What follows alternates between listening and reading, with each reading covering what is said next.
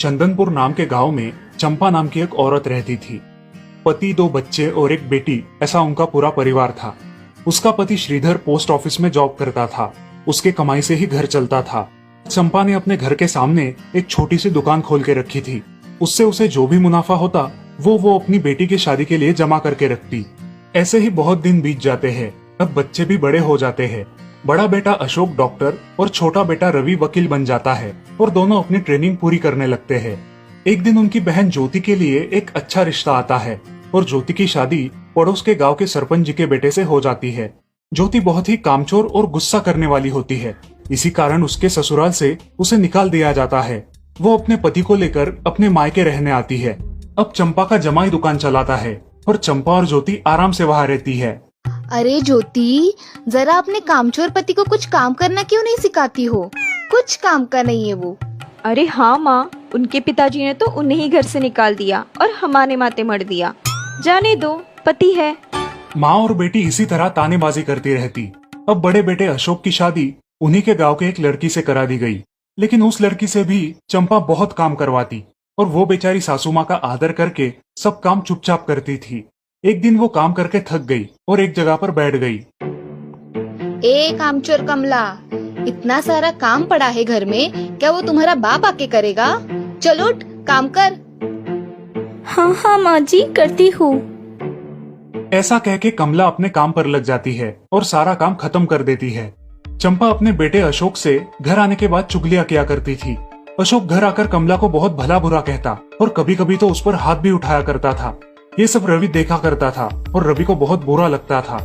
अशोक मारने आता तो रवि बीच में पड़ जाता और माँ बाप को डांटता था और वही झगड़ा खत्म हो जाता था। ऐसा बहुत दिन चलता रहा। रवि को रंजना नाम की एक लड़की बहुत पसंद थी, जो कि एक न्यूज रिपोर्टर थी। क्या तुम मुझसे शादी करोगी? मुझे तुम बहुत पसंद हो। हाँ, मगर रवि, तुम्हारे घर में तुम्हारी माँ का बर्ताव मुझे बिल्कुल पसंद नहीं है, इसीलिए पहले तुम इसका कोई हल निकालो। अरे रंजना, मैं हूँ ना तुम्हारे साथ, तुम्हें टेंशन की क्या बात है?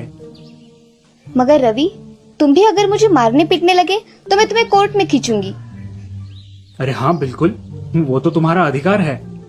अगले दिन रवि अपने घर में रंजना के बारे में बताता है। रवि की माँ चंपा उसे साफ मना कर देती है। रवि, तुम्हें कुछ समझ आता है या नहीं? अपनी बिरादरी की लड़की से शादी करो बेटा।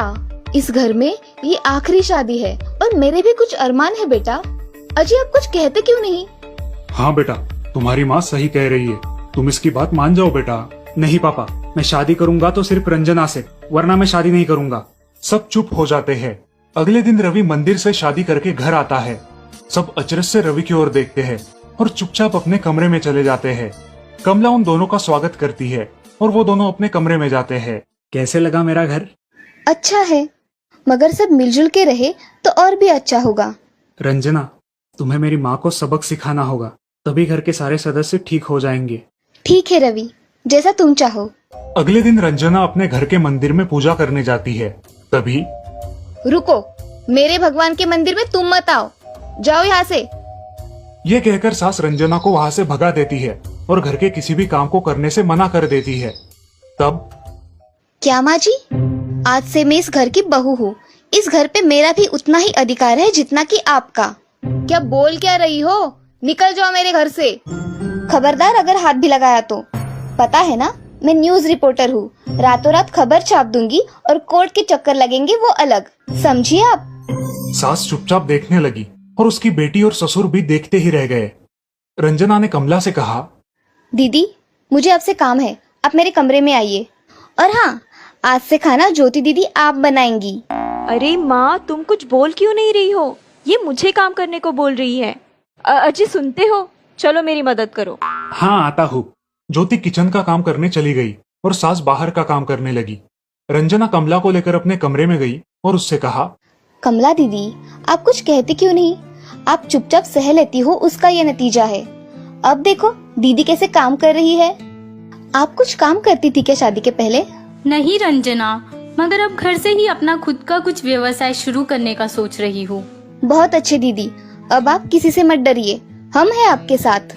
सच में किसी के साथ होने का कितना महत्व होता है। अब उसकी सासू माँ ही घर के सारे काम करने लगी थी और ज्योति को काम करवाने की वजह से ज्योति भी अपने ससुराल जाने की सोच रही थी।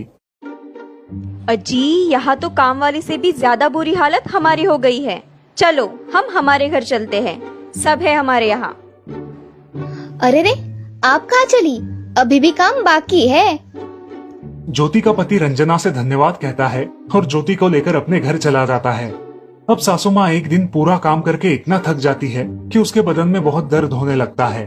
तब दोनों बहू सास के पास चली आती है और एक बहू सास के पैर दबाती है तो दूसरी बहू सर दबाती है। सासू माँ उठकर रोने लगती है। मुझे माफ कर दो मेरी बेटियों,